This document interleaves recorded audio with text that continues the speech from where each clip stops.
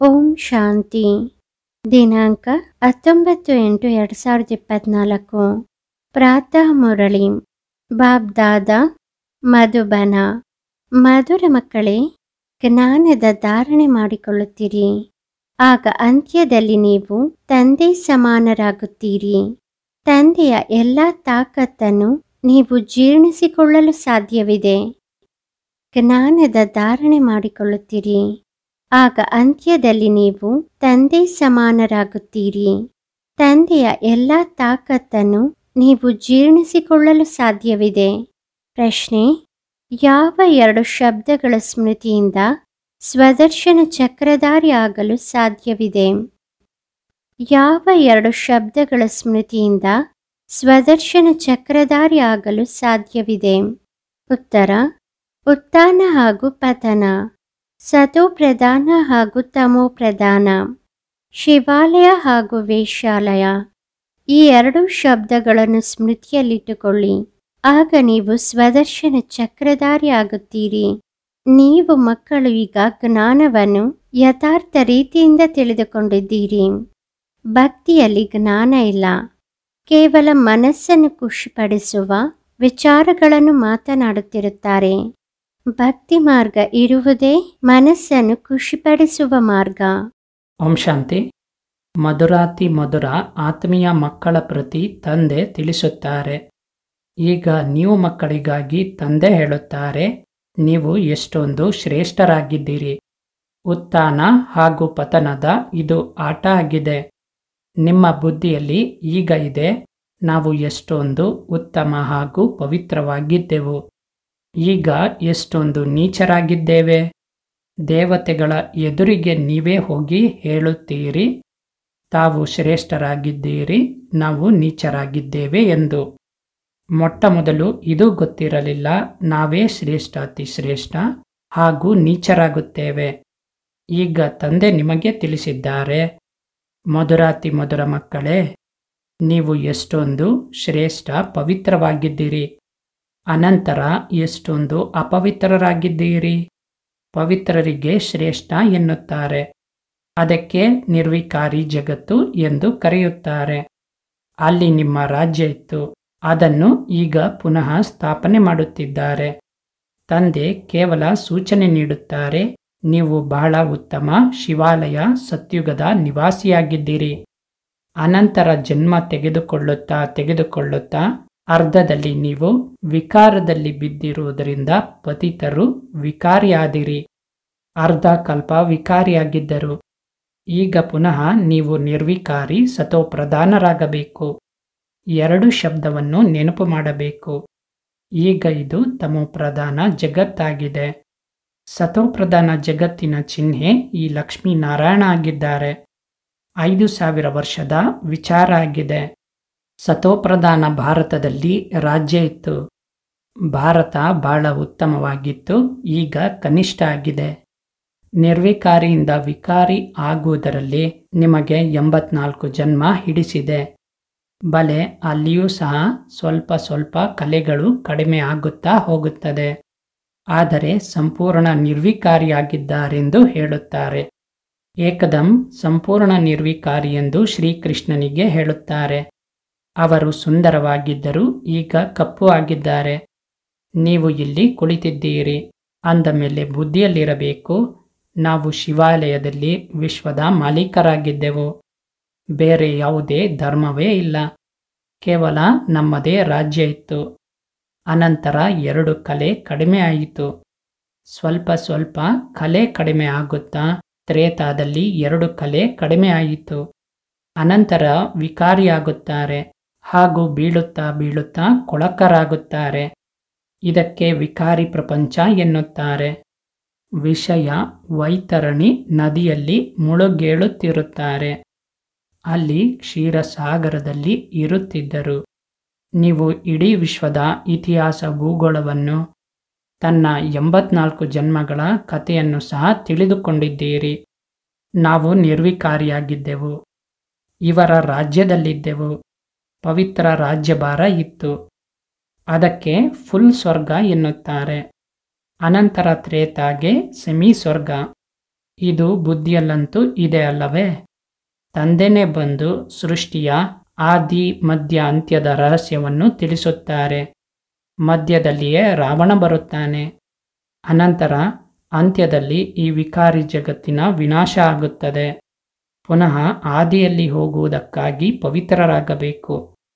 ತನ್ನನ್ನು ಆತ್ಮನೆಂದು ತಿಳಿದು ನನ್ನೊಬ್ಬನನ್ನು ನೆನಪು ಮಾಡಿ. ತನ್ನನ್ನು ದೇಹ ಎಂದು ತಿಳಿಯಬೇಡಿ. ನೀವು ಭಕ್ತಿ ಮಾರ್ಗದಲ್ಲಿ ಪ್ರತಿಜ್ಞೆ ಮಾಡುತ್ತಿದ್ದೀರಿ, ಬಾಬಾ ನೀವು ಬಂದರೆ ನಾವು ನಿಮ್ಮವರೇ ಆಗುತ್ತೇವೆ ಎಂದು. ಆತ್ಮ ತಂದೆಯೊಂದಿಗೆ ಮಾತುಗಳನ್ನಾಡುತ್ತದೆ. ಶ್ರೀಕೃಷ್ಣ ಏನು ಸರ್ವ ಆತ್ಮಗಳ ತಂದೆ ಆಗಿಲ್ಲ. ಆತ್ಮಗಳ ತಂದೆಯಂತೂ ನಿರಾಕಾರ ಶಿವಬಾಬಾ ಒಬ್ಬರೇ ಆಗಿದ್ದಾರೆ. ಆ ಲೌಕಿಕ ತಂದೆಯಿಂದ ಲೌಕಿಕ ಆಸ್ತಿ, ಪಾರಲೌಕಿಕ ತಂದೆಯಿಂದ ಅಪರಿಮಿತದ ಆಸ್ತಿ ಭಾರತಕ್ಕೆ ಸಿಗುತ್ತದೆ. ಆದ್ದರಿಂದ ಸತ್ಯುಗಕ್ಕೆ ಶಿವಾಲಯ ಎನ್ನುತ್ತಾರೆ. ಶಿವಬಾಬಾ ಬಂದು ದೇವತಾ ಧರ್ಮದ ಸ್ಥಾಪನೆ ಮಾಡಿದರು. ಇದನ್ನಂತೂ ಸದಾ ನೆನಪಿನಲ್ಲಿಟ್ಟುಕೊಳ್ಳಬೇಕು. ಖುಷಿಯ ಮಾತಲ್ಲವೇ? ಈಗ ನಾವು ಪುನಃ ಶಿವಾಲಯಕ್ಕೆ ಹೋಗುತ್ತೇವೆ.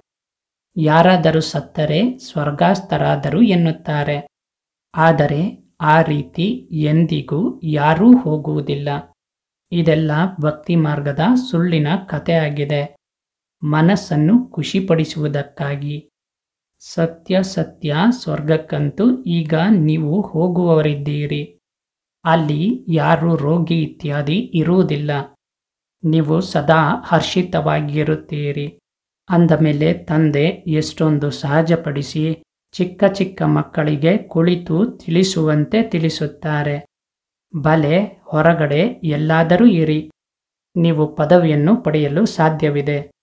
ಇದರಲ್ಲಿ ಪವಿತ್ರತೆಯಂತೂ ಮೊದಲು ಮುಖ್ಯವಾಗಿದೆ. ಆಹಾರ ಪಾನೀಯ ಶುದ್ಧವಾಗಿರಲಿ. ದೇವತೆಯರ ಎದುರಿಗೆ ಎಂದಾದರೂ ಸಿಗರೇಟ್, ಬೀಡಿ ಇತ್ಯಾದಿಯ ನೈವೇದ್ಯವನ್ನಿಡುತ್ತಾರೇನೋ? ಗ್ರಂಥದ ಎದುರಿಗೆ ಎಂದಾದರೂ ಮೊಟ್ಟೆ ಅಥವಾ ಬೀಡಿ ಇತ್ಯಾದಿಯ ನೈವೇದ್ಯ ಇಡುತ್ತಾರೇನೋ? ಸಿಖ್ ಧರ್ಮದ ಗ್ರಂಥವನ್ನು ಇದು ಗುರು ಗೋವಿಂದನ ಶರೀರ ಆಗಿರುವಂತೆ ಎಂದು ತಿಳಿಯುತ್ತಾರೆ. ಗ್ರಂಥಕ್ಕೆ ಅಷ್ಟೊಂದು ಗೌರವ ಕೊಡುತ್ತಾರೆ. ಇದು ಗುರುವಿನ ದೇಹವಿದ್ದಂತೆ. ಆ ರೀತಿ ಸಿಖ್ ಜನರು ತಿಳಿಯುತ್ತಾರೆ. ಆದರೆ ಗುರು ನಾನಕ್ಕೇನಾದರೂ ಕುಳಿತು ಗ್ರಂಥ ಬರೆದಿದ್ದಾರೇನೋ? ನಾನಕ್ರವರಂತೂ ಅವತಾರ ತೆಗೆದುಕೊಂಡರು. ಸಿಖ್ ಜನರ ವೃದ್ಧಿ ಆಯಿತು. ನಂತರದಲ್ಲಿ ಅದನ್ನು ಗ್ರಂಥ ಇತ್ಯಾದಿಯಾಗಿ ಬರೆದಿದ್ದಾರೆ. ಒಬ್ಬರ ನಂತರ ಮತ್ತೊಬ್ಬರು ಸಿಖ್ ಧರ್ಮದಲ್ಲಿ ಬರುತ್ತಾ ಹೋದರು. ಮೊದಲಂತೂ ಗ್ರಂಥವನ್ನು ಅಷ್ಟು ಚಿಕ್ಕದಾದ ಕೈನ ಬರವಣಿಗೆ ಆಗಿತ್ತು. ಈಗ ಗೀತೆಗಾಗಿ ತಿಳಿಯುತ್ತಾರೆ, ಇದು ಶ್ರೀಕೃಷ್ಣನ ರೂಪ ಆಗಿದೆ. ಹೇಗೆ ನಾನಕ್ನ ಗ್ರಂಥ ಇದೆಯೋ ಅದೇ ರೀತಿ ಶ್ರೀಕೃಷ್ಣನ ಗೀತೆ ಎಂಬ ಗಾಯನವಿದೆ. ಶ್ರೀಕೃಷ್ಣ ಭಗವಾನ್ ವಾಚ ಎಂದೇ ಹೇಳುತ್ತಿರುತ್ತಾರೆ. ಇದಕ್ಕೆ ಅಜ್ಞಾನ ಎನ್ನುತ್ತಾರೆ. ಜ್ಞಾನವನ್ನಂತೂ ಒಬ್ಬ ಪರಮಪಿತ ಪರಮಾತ್ಮನಲ್ಲಿಯೇ ಇದೆ. ಗೀತೆಯಿಂದಲೇ ಸದ್ಗತಿಯಾಗುತ್ತದೆ. ಆ ಜ್ಞಾನವಂತೂ ತಂದೆಯ ಬಳಿಯೇ ಇದೆ. ಜ್ಞಾನದಿಂದ ಹಗಲು, ಭಕ್ತಿಯಿಂದ ರಾತ್ರಿಯಾಗುತ್ತದೆ. ಈಗ ತಂದೆ ಹೇಳುತ್ತಾರೆ, ಆತ್ಮ ಪವಿತ್ರ ಆಗಬೇಕು. ಅದಕ್ಕಾಗಿ ಶ್ರಮ ಪಡಬೇಕಾಗುತ್ತದೆ. ಮಾಯೆಯ ಬಿರುಗಾಳಿ ಯಾವ ರೀತಿ ಜಬರ್ದಸ್ತಾಗಿ ಬರುತ್ತದೆಂದರೆ ಜ್ಞಾನ ಒಂದೇ ಬಾರಿಗೆ ಹಾರಿ ಹೋಗುತ್ತದೆ. ಯಾರಿಗೂ ಹೇಳುವುದಕ್ಕೂ ಸಾಧ್ಯವಾಗುವುದಿಲ್ಲ. ಮೊದಲು ಕಾಮವಿಕಾರವೇ ಬಹಳ ತೊಂದರೆ ಮಾಡುತ್ತದೆ. ಅದರಲ್ಲಿಯೇ ಸಮಯ ಹಿಡಿಸುತ್ತದೆ. ಇರುವುದಂತೂ ಒಂದು ಕ್ಷಣದಲ್ಲಿ ಜೀವನ್ಮುಕ್ತಿಯ ವಿಚಾರ. ಮಗುವಿನ ಜನ್ಮವಾಯಿತು ಹಾಗೂ ಮಾಲೀಕ ಆದ. ನೀವು ಶಿವಬಾಬಾ ಬಂದಿದ್ದಾರೆ ಎಂದು ಪರಿಚಯಿಸಿದಿರಿ ಹಾಗೂ ಆಸ್ತಿಯ ಹಕ್ಕುದಾರರಾದಿರಿ. ಗೀತೆಯನ್ನು ಸಹ ಶಿವಬಾಬಾರವರೇ ನುಡಿಸಿದ್ದರು. ಅವರೇ ನನ್ನೊಬ್ಬನನ್ನು ನೆನಪು ಮಾಡಿ ಎಂದು ಹೇಳಿದ್ದಾರೆ. ನಾನು ಈ ಸಾಧಾರಣ ತನುವಿನಲ್ಲಿ ಬರುತ್ತೇನೆ. ಶ್ರೀಕೃಷ್ಣ ಏನೂ ಸಾಧಾರಣ ಅಲ್ಲ. ಆತನಂತೂ ಜನ್ಮ ಪಡೆದುಕೊಂಡಾಗ ಒಂದು ರೀತಿ ಬೆಳಕಿನ ಹೊಳಪು ಹೋಗುತ್ತದೆ. ಬಹಳ ಪ್ರಭಾವ ಬೀರುತ್ತದೆ. ಆದ್ದರಿಂದ ಶ್ರೀಕೃಷ್ಣನದ್ದು ಇದುವರೆಗೂ ಗಾಯನ ಮಾಡುತ್ತಾರೆ. ಉಳಿದಂತೆ ಶಾಸ್ತ್ರ ಇತ್ಯಾದಿ ಎಲ್ಲ ಭಕ್ತಿ ಮಾರ್ಗದ್ದಾಗಿದೆ. ಇಂಗ್ಲಿಷ್ನಲ್ಲಿ ಫಿಲಾಸಫಿ ಎಂದು ಬಿಡುತ್ತಾರೆ. ಸ್ಪಿರಿಚುವಲ್ ಜ್ಞಾನವನ್ನಂತೂ ಸ್ಪಿರಿಚುವಲ್ ಫಾದರೇ ಕೊಡಲು ಸಾಧ್ಯವಿದೆ. ಸ್ವಯಂ ಹೇಳುತ್ತಾರೆ, ನಾನು ನಿಮ್ಮ ಸ್ಪಿರಿಚುವಲ್ ಫಾದರ್ ಆಗಿದ್ದೇನೆ, ಜ್ಞಾನದ ಸಾಗರ ಆಗಿದ್ದೇನೆ. ನೀವು ಮಕ್ಕಳು ಸಹ ತಂದೆಯಿಂದ ಕಲಿಯುತ್ತೀರಿ, ಜ್ಞಾನವನ್ನು ಧಾರಣೆ ಮಾಡಿಕೊಳ್ಳುತ್ತೀರಿ. ನಂತರ ಕೊನೆಯಲ್ಲಿ ತಂದೆಯಂತೆ ಆಗುತ್ತಾರೆ. ಎಲ್ಲದಕ್ಕೂ ಆಧಾರ ಧಾರಣೆಯ ಮೇಲೆ ಇದೆ. ಅನಂತರ ತಂದೆಯ ನೆನಪಿನಿಂದ ಆ ತಾಕತ್ತು ಬರುತ್ತದೆ. ನೆನಪಿಗೆ ಹರಿತ ಎನ್ನುತ್ತಾರೆ. ಖಡ್ಗಗಳಲ್ಲಿಯೂ ಸಹ ವ್ಯತ್ಯಾಸವಂತೂ ಇರುತ್ತದಲ್ಲವೇ? ಅದೇ ಖಡ್ಗ 100 ರೂಪಾಯಿಯದ್ದು ಆಗಿರುತ್ತದೆ. ಅದೇ ಖಡ್ಗ 3-4 ಸಾವಿರ ರೂಪಾಯಿಗೂ ಇರುತ್ತದೆ. ಬಾಬಾರವರಂತೂ ಅನುಭವಿಯಲ್ಲವೇ? ಖಡ್ಗದ್ದು ಸಹ ಬಹಳ ಮಾನ್ಯತೆ ಇರುತ್ತದೆ. ಗುರು ಗೋವಿಂದ್ ಸಿಂಗ್ನ ಖಡ್ಗದ್ದು ಎಷ್ಟೊಂದು ಗೌರವ ಇದೆ. ಅಂದ ಮೇಲೆ ನೀವು ಮಕ್ಕಳಲ್ಲಿಯೂ ಸಹ ಯೋಗದ ಬಲ ಬೇಕು.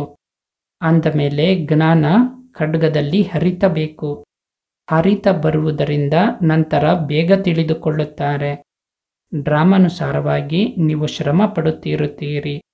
ಎಷ್ಟೆಷ್ಟು ತಂದೆಯನ್ನು ನೆನಪು ಮಾಡುತ್ತೀರೋ ನೆನಪಿನಿಂದಲೇ ಪಾಪ ತುಂಡಾಗುತ್ತದೆ. ಪತಿತ ಪಾವನ ತಂದೆನೇ ಯುಕ್ತಿಯನ್ನು ತಿಳಿಸುತ್ತಿದ್ದಾರೆ. ನಂತರ ಕಲ್ಪದ ನಂತರವೂ ಅದೇ ರೀತಿಯೇ ಬಂದು ನಿಮಗೆ ಜ್ಞಾನ ಕೊಡುತ್ತಾರೆ. ಇವರು ಸಹ ಎಲ್ಲವನ್ನು ತ್ಯಾಗ ಮಾಡಿಸಿ ಅದೇ ರೀತಿಯೇ ತನ್ನ ರಥವನ್ನು ಮಾಡಿಕೊಂಡರು. ನೀವು ಮಕ್ಕಳಿಗೆ ಅಲ್ಲಿ ಎಷ್ಟೊಂದು ಆಕರ್ಷಣೆ ಆಯಿತು. ಹೇಗೆ ಎಲ್ಲರೂ ಓಡಿದರು? ತಂದೆಯಲ್ಲಿ ಆಕರ್ಷಣೆ ಇದೆ ಅಲ್ಲವೇ?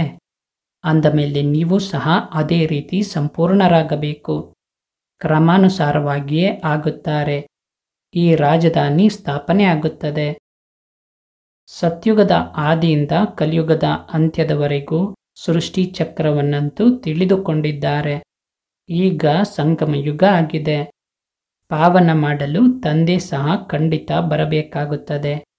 ಪಾವನ ಅಂದರೆ ಸತೋಪ್ರಧಾನ. ಅನಂತರ ತುಕ್ಕು ಹಿಡಿಯುತ್ತಾ ಹೋಗಿದೆ. ಈಗ ಆ ತುಕ್ಕನ್ನು ಹೇಗೆ ತೆಗೆಯುವುದು? ಆತ್ಮ ಸ್ವಚ್ಛವಾದಾಗ ಒಡವೆ ಸಹ ಸತ್ಯ, ಅಂದರೆ ಸುಂದರವಾದ ಶರೀರ ಇರುತ್ತದೆ.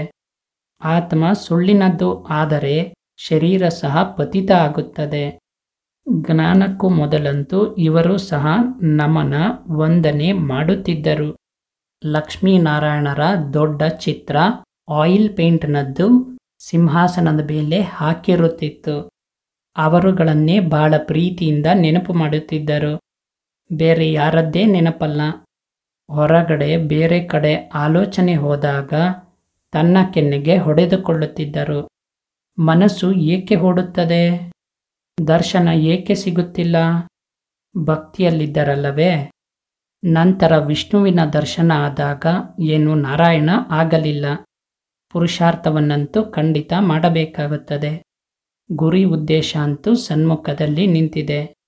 ಇವರು ಚೈತನ್ಯದಲ್ಲಿದ್ದರು. ಅವರದ್ದು ಜಡಚಿತ್ರ ಮಾಡಲಾಗಿದೆ. ತಂದೆ ಪಾವನ ಮಾಡಲು ಬಂದಿದ್ದಾರೆ. ನರನಿಂದ ನಾರಾಯಣ ಮಾಡುತ್ತಾರೆ. ನೀವು ಸಹ ಅವರುಗಳ ರಾಜಧಾನಿಯಲ್ಲಿದ್ದೀರಿ. ನಂತರ ಆ ರೀತಿ ಆಗಬೇಕೆಂದು ಪುರುಷಾರ್ಥ ಮಾಡುವುದಾದರೆ ಚೆನ್ನಾಗಿ ಅನುಸರಣೆ ಮಾಡಬೇಕು. ಬ್ರಹ್ಮನಿಗೆ ದೇವತೆ ಎಂದೇನಾದರೂ ಹೇಳುತ್ತಾರೇನೋ? ವಿಷ್ಣು ದೇವತಾ ಸರಿ ಇದೆ.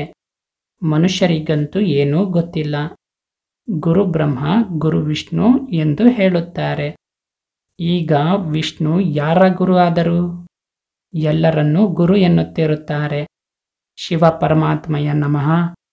ಅವರನ್ನು ಗುರು, ಅವರನ್ನು ಪರಮಾತ್ಮ ಎಂದು ಬಿಡುತ್ತಾರೆ. ಎಲ್ಲರಿಗಿಂತ ದೊಡ್ಡವರಂತೂ ತಂದೆ ಆದರಲ್ಲವೇ? ಅವರಿಂದ ನಾವು ಇದನ್ನು ಕಲಿಯುತ್ತಿದ್ದೇವೆ, ಅನ್ಯರಿಗೆ ಕಲಿಸುವುದಕ್ಕಾಗಿ. ಸದ್ಗುರು ಯಾವುದನ್ನು ನಿಮಗೆ ತಿಳಿಸುತ್ತಾರೆ ಅದು ನೀವು ಅನ್ಯರಿಗೂ ತಿಳಿಸುತ್ತೀರಿ. ಗುರುವಿಗೆ ಈ ರೀತಿ ಹೇಳುವುದಿಲ್ಲ, ಇವರು ತಂದೆ ಆಗಿದ್ದಾರೆ, ಶಿಕ್ಷಕರಾಗಿದ್ದಾರೆ ಎಂದು. ಇಲ್ಲವೆಂದರೆ ಈ ಪೂರ್ಣ ಜ್ಞಾನ ನಿಮ್ಮ ಬುದ್ಧಿಯಲ್ಲಿ ಇರಬೇಕು. ನಾವು ಶಿವಾಲಯದಲ್ಲಿ ಇದ್ದೆವು, ಈಗ ವೇಶ್ಯಾಲಯಕ್ಕೆ ಬಂದಿದ್ದೇವೆ. ಪುನಃ ಈಗ ಶಿವಾಲಯಕ್ಕೆ ಹೋಗಬೇಕು. ಬಲೆ ಬ್ರಹ್ಮತತ್ವದಲ್ಲಿ ಲೀನವಾದರು. ಜ್ಯೋತಿ ಜ್ಯೋತಿಯಲ್ಲಿ ಸಮಾವೇಶ ಆಯಿತು ಎಂದು ಹೇಳುತ್ತಾರೆ. ಆದರೆ ಆತ್ಮ ಅಂತೂ ಅವಿನಾಶಿಯಾಗಿದೆ. ಪ್ರತಿಯೊಬ್ಬರಲ್ಲಿ ತನ್ನ ತನ್ನ ಪಾತ್ರ ತುಂಬಿದೆ. ಎಲ್ಲರೂ ಪಾತ್ರಧಾರಿಯಾಗಿದ್ದಾರೆ. ಅವರು ತನ್ನ ಪಾತ್ರವನ್ನು ಅಭಿನಯಿಸಲೇಬೇಕು. ಅದು ಎಂದಿಗೂ ಅಳಿಸಿ ಹೋಗಲು ಸಾಧ್ಯವಿಲ್ಲ. ಇಡೀ ಜಗತ್ತಿನ ಯಾವುದೆಲ್ಲ ಆತ್ಮಗಳಿದ್ದಾರೆ ಅವರು ಪಾತ್ರವನ್ನು ಅಭಿನಯಿಸಬೇಕು. ಒಂದು ರೀತಿ ಹೊಸದಾಗಿ ಶೂಟಿಂಗ್ ಆಗುತ್ತಿರುವಂತೆ. ಆದರೆ ಇದು ಅನಾದಿ ಶೂಟಿಂಗ್ ಆಗಿದೆ. ಈ ವಿಶ್ವದ ಇತಿಹಾಸ ಭೂಗೋಳ ಪುನರಾವೃತ್ತಿ ಆಗುತ್ತಿರುತ್ತದೆ. ಈ ವಂಡರ್ಫುಲ್ ನಕ್ಷತ್ರ ಭ್ರುಕುಟಿಯ ಮಧ್ಯದಲ್ಲಿ ಹೊಳೆಯುತ್ತದೆ. ಎಂದಿಗೂ ಸವೆಯುವುದೇ ಇಲ್ಲ. ಈ ಜ್ಞಾನ ನಿಮ್ಮಲ್ಲಿ ಮೊದಲು ಇರಲಿಲ್ಲ. ವಂಡರ್ ಆಫ್ ವರ್ಲ್ಡ್, ಹೆವೆನ್ ಅಥವಾ ಸ್ವರ್ಗ ಎಂಬ ಹೆಸರನ್ನು ಕೇಳಿ ಮನಸ್ಸು ಖುಷಿಯಾಗುತ್ತದೆ. ಈಗಂತೂ ಸತ್ಯುಗ ಇಲ್ಲ, ಈಗ ಕಲಿಯುಗ ಆಗಿದೆ. ಅಂದ ಮೇಲೆ ಪುನರ್ಜನ್ಮವನ್ನು ಸಹ ಕಲಿಯುಗದಲ್ಲಿಯೇ ತೆಗೆದುಕೊಳ್ಳುತ್ತಾರೆ. ಎಲ್ಲರೂ ಖಂಡಿತ ಹೋಗಬೇಕು. ಆದರೆ ಪತಿತ ಆತ್ಮಗಳಂತೂ ಹೋಗಲು ಸಾಧ್ಯವಿಲ್ಲ. ಈಗ ನೀವು ಮಕ್ಕಳು ಯೋಗ ಬಲದಿಂದ ಪಾವನರಾಗುತ್ತೀರಿ. ಪಾವನ ಜಗತ್ತನ್ನು ಗಾಡ್ ಫಾದರೇ ಸ್ಥಾಪನೆ ಮಾಡುತ್ತಾರೆ. ಅನಂತರ ರಾವಣ ಹೆಲ್ ಮಾಡುತ್ತಾನೆ. ಇದಂತೂ ಪ್ರತ್ಯಕ್ಷವಾಗಿದೆ ಅಲ್ಲವೇ? ರಾವಣನನ್ನು ಸುಡುತ್ತಾರಲ್ಲವೇ? ಮನುಷ್ಯರಂತೂ ಇದು ಅನಾದಿಯಾಗಿ ನಡೆಯುತ್ತಾ ಬರುತ್ತದೆ ಎಂದು ಹೇಳುತ್ತಾರೆ. ಆದರೆ ಎಂದಿನಿಂದ ಶುರುವಾಗುತ್ತದೆ ಇದು ಸಹ ಯಾರಿಗೂ ಗೊತ್ತಿಲ್ಲ. ಅರ್ಧವನ್ನಂತೂ ಮಾಡಲು ಸಾಧ್ಯವಿಲ್ಲ. ಏಕೆಂದರೆ ಲಕ್ಷಾಂತರ ವರ್ಷ ಎಂದು ಬಿಡುತ್ತಾರೆ. ಕಲಿಯುಗಕ್ಕೆ ನಂತರ 40,000 ವರ್ಷ ಎಂದು ಬಿಡುತ್ತಾರೆ. ಅಂದ ಮೇಲೆ ಮನುಷ್ಯ ಘೋರ ಅಂಧಕಾರದಲ್ಲಿ ಇದ್ದಾನಲ್ಲವೇ? ಅಜ್ಞಾನ ನಿದ್ದೆಯಿಂದ ಜಾಗೃತಪಡಿಸುವುದು ಬಹಳ ಕಷ್ಟ ಇದೆ. ಜಾಗೃತರಾಗುವುದೇ ಇಲ್ಲ. ಈಗ ಸಂಗಮಯುಗ ಆಗಿದೆ. ಇಲ್ಲಿ ತಂದೆ ಬಂದು ಪಾವನರಾಗುವ ಯುಕ್ತಿ ತಿಳಿಸುತ್ತಾರೆ. ನೀವು ಪಾವನರಾದರೆ ಪಾವನ ಜಗತ್ತಿನ ಸ್ಥಾಪನೆ ಆಗಿಯೇ ಹೋಗುತ್ತದೆ. ಈ ಪತಿತ ಜಗತ್ತೇ ಸಮಾಪ್ತಿಯಾಗುತ್ತದೆ. ಈಗ ಎಷ್ಟೊಂದು ದೊಡ್ಡ ಜಗತ್ತಿದೆ. ಸತ್ಯುಗದಲ್ಲಂತೂ ಬಹಳ ಚಿಕ್ಕದಾದ ಜಗತ್ತಾಗಿರುತ್ತದೆ. ಈಗ ಮಾಯೆಯ ಮೇಲೆ ವಿಜಯ ಹೊಂದಿ ಖಂಡಿತ ಪಾವನರಾಗಬೇಕು. ತಂದೆ ಹೇಳುತ್ತಾರೆ, ಮಾಯೆ ಬಹಳ ಪ್ರಬಲ ಆಗಿದೆ.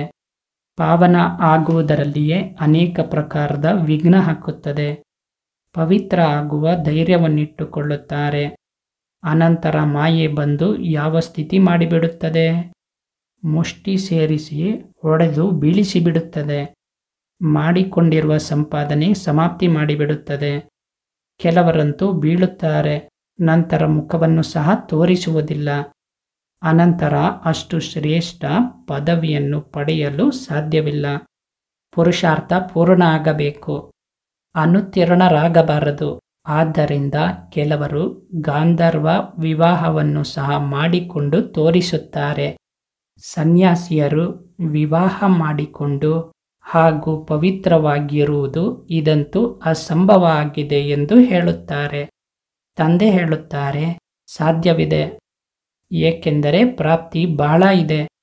ಈ ಅಂತಿಮ ಒಂದು ಜನ್ಮ ನೀವು ಪವಿತ್ರರಾದರೆ ನಿಮಗೆ ಸ್ವರ್ಗದ ಚಕ್ರಾಧಿಪತ್ಯ ಸಿಗುತ್ತದೆ. ನೀವೇನು ಇಷ್ಟು ದೊಡ್ಡ ಪ್ರಾಪ್ತಿಗಾಗಿ ಒಂದು ಜನ್ಮ ಪವಿತ್ರವಾಗಿರುವುದಕ್ಕೆ ಸಾಧ್ಯವಿಲ್ಲವೇ? ಬಾಬಾ ನಾವು ಖಂಡಿತ ಆಗಿರುತ್ತೇವೆಂದು ಹೇಳುತ್ತಾರೆ. ಸಿಖ್ ಜನರು ಸಹ ಪವಿತ್ರತೆಯ ಕಂಕಣವನ್ನು ಕಟ್ಟುತ್ತಾರೆ. ಇಲ್ಲಿ ಯಾವುದೇ ದಾರ ಇತ್ಯಾದಿಯನ್ನು ಕಟ್ಟುವ ಅವಶ್ಯಕತೆ ಇಲ್ಲ. ಇದಂತೂ ಬುದ್ಧಿಯ ವಿಚಾರ ಆಗಿದೆ. ತಂದೆ ಹೇಳುತ್ತಾರೆ, ನನ್ನೊಬ್ಬನನ್ನು ನೆನಪು ಮಾಡಿ. ಹೆಣ್ಣು ಮಕ್ಕಳು ಅನೇಕರಿಗೆ ತಿಳಿಸುತ್ತಾರೆ. ಆದರೆ ಗಣ್ಯ ವ್ಯಕ್ತಿಗಳ ಬುದ್ಧಿಯಲ್ಲಿ ಎಲ್ಲಿ ಕೂರುತ್ತದೆ? ತಂದೆ ಹೇಳುತ್ತಾರೆ, ಇವರೆಲ್ಲ ಪ್ರಜಾಪಿತ ಬ್ರಹ್ಮನ ಸಂತಾನ ಆಗಿದ್ದಾರೆ. ಶಿವಬಾಬಾರವರಿಂದ ಆಸ್ತಿ ಸಿಗುತ್ತಿದೆ. ಪತಿತರಿಂದ ಪಾವನರಾಗಬೇಕು. ಈಗ ತಂದೆ ಹೇಳುತ್ತಾರೆ, ನನ್ನೊಬ್ಬನನ್ನು ನೆನಪು ಮಾಡಿ. ಆ ರೀತಿಯಂತೂ ಯಾರೂ ಹೇಳುವುದಕ್ಕೆ ಸಾಧ್ಯವಿಲ್ಲ. ಮೊದಲಂತೂ ಅವರ ಬುದ್ಧಿಯಲ್ಲಿ ಕೂರಿಸಬೇಕು. ಭಾರತ ನಿರ್ವಿಕಾರಿಯಾಗಿತ್ತು, ಈಗ ವಿಕಾರಿಯಾಗಿದೆ. ಅನಂತರ ಹೇಗೆ ನಿರ್ವಿಕಾರಿಯನ್ನಾಗಿ ಮಾಡುವುದು? ಭಗವಾನ್ ವಾಚ, ನನ್ನೊಬ್ಬನನ್ನು ನೆನಪು ಮಾಡಿ. ಇಷ್ಟನ್ನು ಹೇಳಿದರೂ ಅಹೋಭಾಗ್ಯ. ಆದರೆ ಇಷ್ಟನ್ನು ಸಹ ಹೇಳಲು ಸಾಧ್ಯವಿಲ್ಲ, ಮರೆತು ಹೋಗುತ್ತಾರೆ. ಬಾಬಾರವರು ತಿಳಿಸಿಕೊಟ್ಟಿದ್ದರು, ಉದ್ಘಾಟನೆಯನ್ನಂತೂ ತಂದೆ ಮಾಡಿಬಿಟ್ಟಿದ್ದಾರೆ. ಉಳಿದಂತೆ ನೀವು ನಿಮಿತ್ತವಾಗಿ ಮಾಡುತ್ತಿದ್ದೀರಿ. ತಳಪಾಯವನ್ನು ಹಾಕಲಾಗಿದೆ. ಉಳಿದಂತೆ ಈಗ ಸರ್ವಿಸ್ ಸ್ಟೇಷನ್ನ ಉದ್ಘಾಟನೆ ಆಗುತ್ತದೆ. ಇದಂತೂ ಗೀತೆಯದ್ದೇ ವಿಚಾರ ಆಗಿದೆ. ಗೀತೆಯಲ್ಲಿಯೂ ಸಹ ಇದೆ, ಹೇ ಮಕ್ಕಳೇ, ನೀವು ಕಾಮವಿಕಾರದ ಮೇಲೆ ಜಯ ಗಳಿಸಿದರೆ 21 ಜನ್ಮಕ್ಕಾಗಿ ಆ ರೀತಿ ಜಗಜ್ಜೀತರಾಗುತ್ತೀರಿ. ಬಲೆ ಸ್ವಯಂ ಆಗುವುದಿಲ್ಲ, ಅನ್ಯರಿಗಂತೂ ತಿಳಿಸುತ್ತಾರೆ. ಆ ರೀತಿಯೂ ಸಹ ಅನೇಕರಿದ್ದಾರೆ. ಅನ್ಯರನ್ನು ಮೇಲೆತ್ತಿ ಸ್ವಯಂ ಬಿದ್ದು ಬಿಡುತ್ತಾರೆ. ಕಾಮ ಮಹಾಶತ್ರು ಆಗಿದೆ. ಒಂದೇ ಬಾರಿ ಕೆಸರಿನಲ್ಲಿ ಬೀಳಿಸಿಬಿಡುತ್ತದೆ. ಯಾವ ಮಕ್ಕಳು ಕಾಮ ವಿಕಾರದ ಮೇಲೆ ಜಯ ಗಳಿಸುತ್ತಾರೆ ಅವರೇ ಜಗಜ್ಜೀತರಾಗುತ್ತಾರೆ. ಒಳ್ಳೆಯದು. ಮಧುರಾತಿ ಮಧುರ ಅಗಲಿ ಸಿಕ್ಕಿರುವ ಮಕ್ಕಳ ಪ್ರತಿ ಮಾತಾಪಿತಾ ಬಾಬ್ದಾದಾರವರ ನೆನಪು, ಪ್ರೀತಿ ಹಾಗೂ ಸುಪ್ರಭಾತ. ಆತ್ಮೀಯ ಮಕ್ಕಳಿಗೆ ಆತ್ಮೀಯ ತಂದೆಯ ನಮಸ್ಕಾರ. ಆತ್ಮೀಯ ತಂದೆಗೆ ಆತ್ಮೀಯ ಮಕ್ಕಳ ನಮಸ್ಕಾರಗಳು. ಧಾರಣೆಗಾಗಿ ಮುಖ್ಯ ಸಾರ. ಈ ಅಂತಿಮ ಜನ್ಮದಲ್ಲಿ ಸರ್ವ ಪ್ರಾಪ್ತಿಗಳನ್ನು ಎದುರಿನಲ್ಲಿಟ್ಟುಕೊಂಡು ಪಾವನರಾಗಿ ತೋರಿಸಬೇಕು. ಮಾಯೆಯ ವಿಘ್ನಗಳಿಗೆ ಸೋಲಬಾರದು. 2.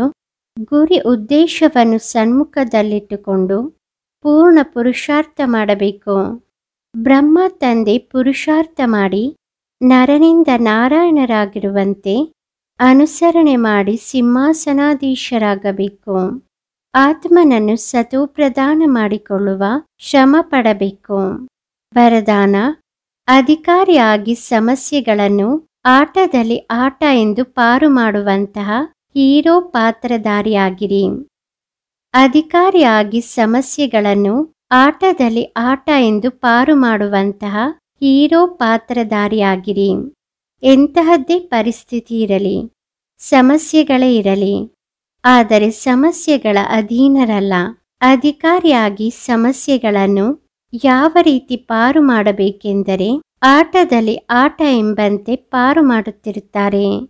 ಹೊರಗಡೆ ಅಳುವ ಪಾತ್ರವೇ ಇರಲಿ, ಆದರೆ ಒಳಗಡೆ ಇದೆಲ್ಲ ಆಟ ಆಗಿದೆ ಎಂಬುದು ಇರಲಿ. ಇದಕ್ಕೆ ಡ್ರಾಮಾ ಎನ್ನುತ್ತಾರೆ. ಹಾಗೂ ಡ್ರಾಮಾದ ನಾವು ಹೀರೋ ಪಾತ್ರಧಾರಿಯಾಗಿದ್ದೇವೆ. ಹೀರೋ ಪಾತ್ರಧಾರಿ ಅಂದರೆ ಅಕ್ಯುರೇಟ್ ಪಾತ್ರವನ್ನು ಅಭಿನಯಿಸುವಂತವರು.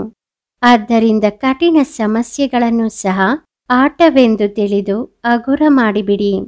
ಯಾವುದೇ ಹೊರೆ ಇರಬಾರದು. ಸ್ಲೋಗನ್: ಸದಾ ಜ್ಞಾನದ ಸ್ಮರಣೆಯಲ್ಲಿರಿ, ಆಗ ಸದಾ ಹರ್ಷಿತವಾಗಿರುತ್ತೀರಿ. ಮಾಯೆಯ ಆಕರ್ಷಣೆಯಿಂದ ಸುರಕ್ಷಿತವಾಗುತ್ತೀರಿ. ಸದಾ ಜ್ಞಾನದ ಸ್ಮರಣೆಯಲ್ಲಿರಿ, ಆಗ ಸದಾ ಹರ್ಷಿತವಾಗಿರುತ್ತೀರಿ. ಮಾಯೆಯ ಆಕರ್ಷಣೆಯಿಂದ ಸುರಕ್ಷಿತವಾಗುತ್ತೀರಿ. ಓಂ ಶಾಂತಿ.